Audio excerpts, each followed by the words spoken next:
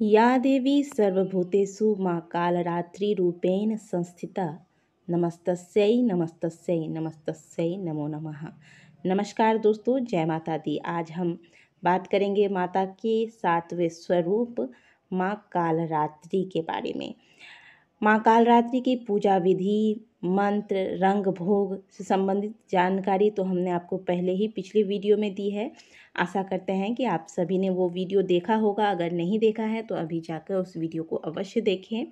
आज हम इस वीडियो में माँ कालरात्रि के पावन कथा का श्रवण करेंगे। दुर्गा सप्तशती में वर्णन किया गया है कि माता के इन चरित्रों का श्रवण करने से या पाठ करने से व्यक्ति के सभी पाप नष्ट हो जाते हैं तथा माता ऐसे जातकों पर सदा सहाय रहती है, सदैव इनकी रक्षा करती है। जैसा कि नाम से भी अभिव्यक्त होता है कि माँ दुर्गा की यह 7वीं शक्ति कालरात्रि नाम से जानी जाती है, अर्थात जिनके शरीर का रंग घने अंधकार की तरह एकदम काला है। नाम से ही जाहिर है कि इनका रूप भयानक है। सिर के बाल बिखरे हुए हैं, गले में विद्युत की तरह चमकने वाली माला है। अंधकार में स्थितियों का विनाश करने वाली शक्ति को ही कालरात्रि कहते हैं। काल से भी जो रक्षा कर ले वही है कालरात्रि। इस देवी के 3 नेत्र हैं तथा ये तीनों ही नेत्र ब्रह्मांड के समान गोल है। इनके श्वासों से अग्नि निकलती रहती है। ये गर्दभ की सवारी करती है। गर्दभ अर्थात गधा। ऊपर उठे हुए दाहिने हाथ की वर मुद्रा भक्तों को वर देती है। दाहिनी तरफ की नीचे वाली हाथ अभय मुद्रा में है, यानी कि भक्तों को हमेशा निडर और निर्भय रहने का माता संदेश देती है। बाईं तरफ के ऊपर वाले हाथ में लोहे का कांटा है तथा नीचे की हाथ में खड्ग है। इनका रूप भले ही भयंकर हो, लेकिन ये सदैव शुभ फल देने वाली माँ है, इसीलिए इन्हें शुभमकारी भी कहा जाता है। माता ने ऐसा विकराल स्वरूप भक्तों की रक्षा के लिए ही धारण किया था।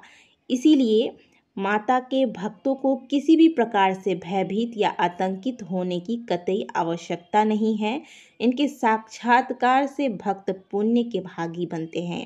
कालरात्रि की उपासना करने से ब्रह्मांड की सारी सिद्धियों के दरवाजे खुल जाते हैं और तमाम आसुरी शक्तियाँ उनके नाम के उच्चारण मात्र से भयभीत होकर दूर भागने लगते हैं। इसलिए दानव, दैत्य, राक्षस, भूत, प्रेत, डाकिनी, शाकिनी, ब्रह्म राक्षस ये सभी इनके स्मरण मात्र से ही भाग जाते हैं।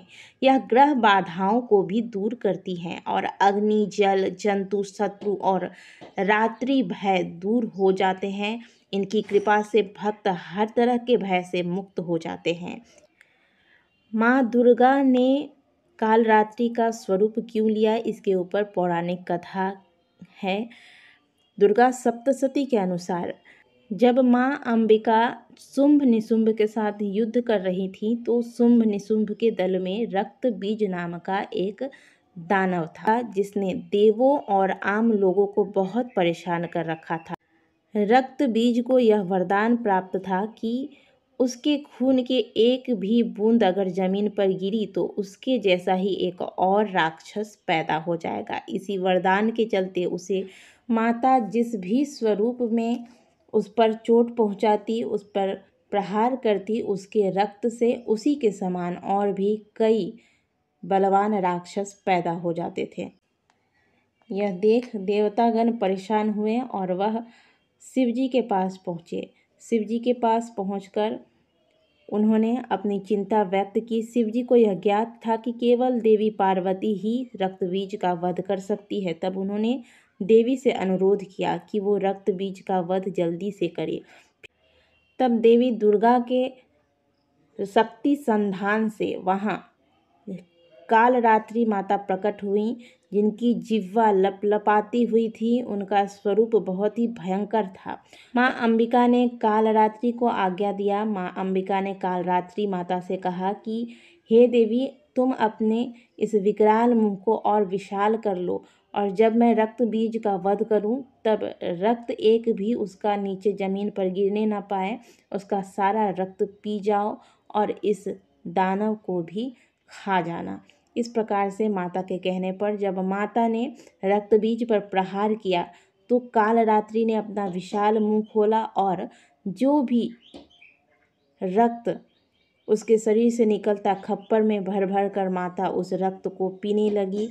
कुछ रक्त मुंह में पीती थी, कुछ खप्पर में भर भर के पीती थी और जो भी दानव उस रक्त से माँ के मुंह में उत्पन्न होते थे माँ उसे चबा जाती थी। इस प्रकार से माता ने रक्तहीन कर दिया रक्त बीज को और इसके बाद रक्त बीज जमीन पर गिर गया और उसके प्राण निकल गए। इस प्रकार से माँ अंबिका ने ही रक्त बीज का वध करने के लिए कालरात्रि का स्वरूप लिया था। इस चरित्र का श्रवण करने मात्र से भक्तों के सभी प्रकार के भय शत्रु बाधा समाप्त होती है। आज के दिन माता के समक्ष एक तेल का दीपक लगाकर नींबू की माला माता को अर्पित करके गुड़ का भोग लगाकर माता के ओम कालरात्रि देव्यै नमः मंत्र का जाप करने मात्र से भक्तों के शत्रु शांत होते हैं, शत्रु बाधाएं समाप्त होती हैं।